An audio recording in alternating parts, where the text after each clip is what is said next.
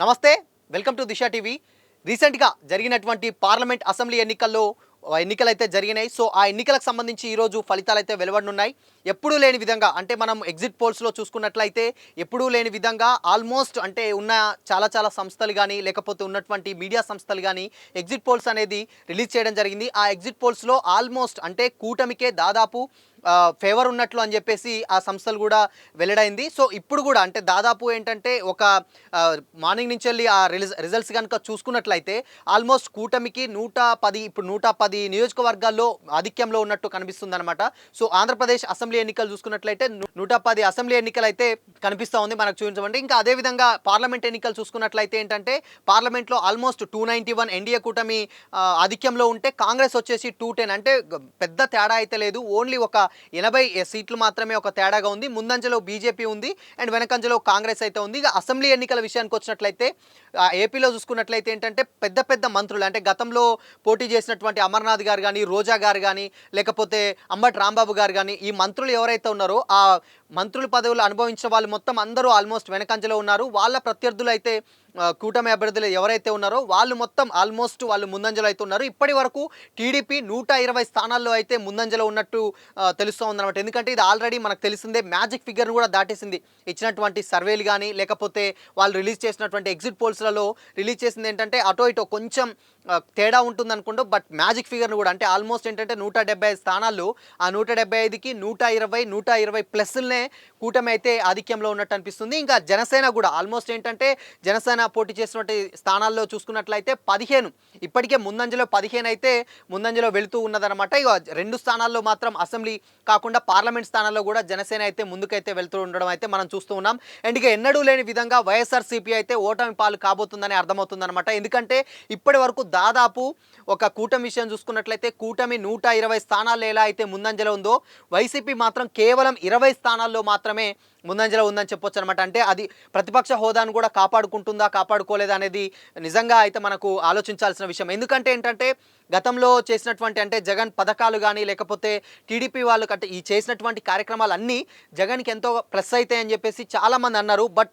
Result డేకి వచ్చేసరికి ఏంటంటే ఆ జగన్ మొత్తం ఆల్మోస్ట్ ఏంటి ఒక 20 స్థానాల నుంచి వెళ్ళి ముందంజలో ఉండాలంటే అర్థం చేసుకోవచ్చు. పథకాలు పెట్టినా కానీ లేకపోతే మహిళలు ఎక్కువ శాతం ఏంటంటే మహిళా ఓట్లు జగన్కి పడతాయని ఆలోచించారు. బట్ కాకపోతే అది తలక్రిందులై మళ్ళీ కూటమికే వేశారు. ఇంకా జనసేన విషయానికి వచ్చినట్లయితే పిఠాపురంలో పవన్ కళ్యాణ్ గారు అంటే గట్టి పోటీ నడుస్తుంది. ఆంధ్రప్రదేశ్లో మొత్తం అసెంబ్లీ ఎన్నికలలో ఏదైనా నియోజకవర్గంలో ఫలితాల గురించి ఈగర్గా వెయిట్ చేసే నియోజకవర్గం ఏదైనా ఉందంటే అది పిఠాపురం అని చెప్పాలి.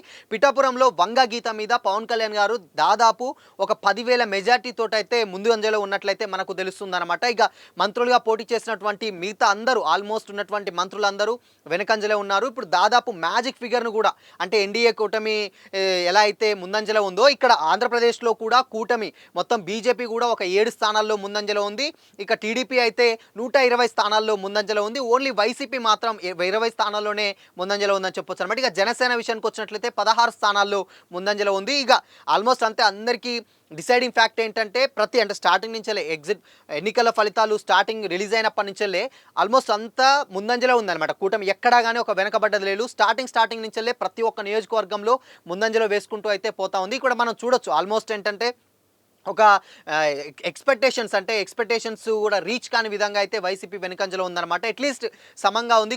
కొన్ని మీడియా సంస్థలు మాత్రం ఏంటంటే సమంగా వస్తాయని చాలా అయితే ఎక్స్పెక్ట్ చేశారు. బట్ అది కాదు, డెఫినెట్గా కూటమే ముందంజలో ఉందని చెప్పారు. ఎగ్జిట్ పోల్స్ ఫలితంగానే సేమ్ ఇక్కడ కూడా మనం అదే చూస్తున్నాం. దాదాపు ఒక 120 నుంచి ఇప్పుడు ప్లస్ ఇంకా పెరుగుతుంది తప్పితే కూటమి ఆధిక్యంలో ఉన్నటువంటి సీట్లు అయితే పెరుగుతున్నాయి తప్పితే తగ్గట్లేదు. ఓన్లీ వైసీపీ మాత్రం ఒక 20 స్థానాల్లో అదే కంటిన్యూ అవుతుంది. అవసరమైతే ఇందాక ఒక సీటు తగ్గి కూడా 19 స్థానాల్లోనే ముందంజలో ఉంది. కూటమి మాత్రం 126, 127 స్థానాల్లో ముందంజలో వెళ్తూ ఉందన్నమాట. అందులో జనసేన ఉంది, బీజేపీ ఉంది, టీడీపీ ఉంది. మొత్తంగా అంటే జనసేన, బీజేపీ, టీడీపీ కలిసి పోటీ చేసినటువంటి కూటమి దాదాపు 175 నియోజకవర్గాల్లో 126కు ప్లస్గా ముందంజలో ఉన్నట్లయితే మనకు కనబడతా ఉందన్నమాట. ఇంకోటి ఏంటంటే ఇక్కడ వైసీపీ చూసుకున్నట్లయితే ఓన్లీ 20 స్థానాలతోటే అదే ఉంది. ఇక మెయిన్ లీడర్స్ విషయానికి వచ్చినట్లయితే అంబటి రాంబాబు వెనకంజలోనే ఉన్నారు, ఆర్కే రోజా కూడా వెనకంజలో ఉన్నారు, అమర్నాథ్ గారు కూడా వెనకంజలో ఉన్నారు.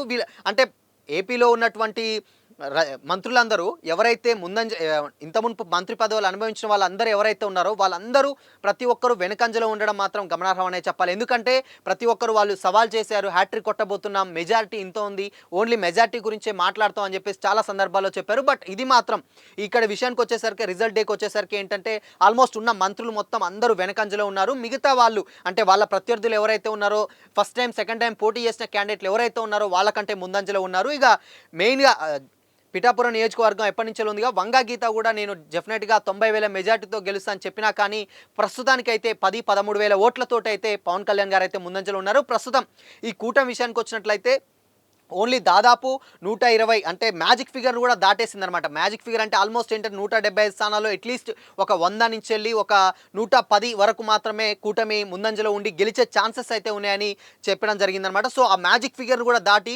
126 ప్లస్కి వెళ్ళిపోయింది. అది దాదాపు 126 ప్లస్ అంటే 130 దగ్గరలోకి వెళ్ళిందనమాట. అంటే 175 నియోజకవర్గాల్లో 130 అంటే చిన్న విషయం కాదనే చెప్పాలి. ఎందుకంటే ఈ గతంలో పెట్టినటువంటి పథకాలు కానీ లేకపోతే జగన్ ఏవి కాపాడలేవదనే చెప్పాలి. ఇంకోటి ఏంటంటే కూటమి అంటే ఆయన చేసినటువంటి పనులు కానీ లేకపోతే గత 5 ఏళ్లలో రీసెంట్గా చంద్రబాబు చేసినటువంటి పాదయాత్ర కూడా బాగా ఆయన కొడుకు చేసినటువంటి పాదయాత్ర కూడా బాగా కలిసి వచ్చిందని చెప్పాలి. ఇంకా మెయిన్గా ఎలక్షన్ క్యాంపింగ్ చూసుకున్నట్లయితే జనసేన నుంచి పవన్ కళ్యాణ్ గారి ఇమేజ్ చంద్రబాబు గారికి చాలా బాగానే హెల్ప్ అయిందని చెప్పొచ్చు అనమాట. ఇదే మొత్తం అన్ని విధాలుగా వైసీపీ అయితే వెనుకంజలో ఉండి ఓన్లీ కేవలం 20 స్థానాల్లో మాత్రమే ముందంజలో ఉంది. ఇక కూటమి మాత్రం 130 స్థానాల్లో అయితే ముందంజలో ఉంది. ఇందులో గతంలో వైసీపీ ప్రభుత్వంలో చేసినటువంటి మంత్రులు ఎవరైతే ఉన్నారో, మేజర్ మంత్రులు ఎవరైతే ఉన్నారో వాళ్ళు మాత్రం వెనకంజలో ఉన్నారు. వాళ్ళ ప్రత్యర్థులైనటువంటి రీసెంట్గా పోటీ చేసినటువంటి క్యాండిడేట్స్ కూడా వాళ్ళ మీద ముందంజలో ఉన్నారు. మొత్తంగా అటు బీజేపీ, అటు జనసేన, టీడీపీ మొత్తం 3 కలిపి పోటీ చేసినా కానీ 130 స్థానాల్లో ఆధిక్యంలో కనబరుస్తుంది. ఇంకా కొద్దిసేపట్లో అంటే ఇంకా ఒక గంట నుంచి 2 గంటల్లో ఫలితాలు కూడా వెలువడనున్నాయి. ఎవరు ఎక్కడ గెలిచారు, ఎవరు ఎక్కడ ఓడిపోయారు అనే దాన్ని కూడా మళ్ళీ కొద్దిసేపట్లో మళ్ళీ ఒక అప్డేట్ అయితే రాబోతుంది. మొత్తంగా కూటమి అయితే ఈసారి 2024 అసెంబ్లీ ఎన్నికల్లో అయితే ముందంజలో ఉండి గెలుపు తీరాలని అయితే తాకుతుందనే చెప్పాలి.